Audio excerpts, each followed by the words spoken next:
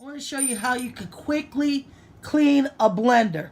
Now you can do this with a portable blender like I have or a big blender. Because you see all this blueberry and all that is hard to get in that blade. See that blade down there? So I'm going to show you a quick trick. Get you some hot water. Of course I got Dawn in hot water.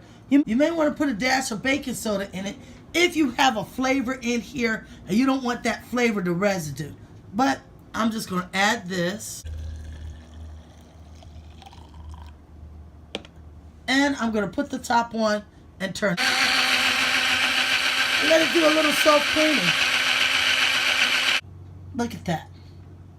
So now I'm going to just dump all of this.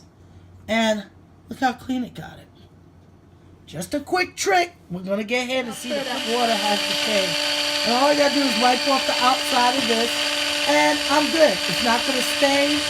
And it's nice and clear. See how clear that water is? Do it halfway. Turn it on. Work this on any blender. Look at that. All the pieces of the berry or the seeds will sink into, but that blade will no longer have chunks. Nice and clean. Was rinse this twice. Look at that blade. Nice and clean. No chunks of anything. Now understand, if you use the flax seeds or you use chia seeds, because they're so small, you may end up with some little ones down here. Just rinse it a couple of times. How to clean your mixer and your blender real quick. Don't forget, throw them lights up.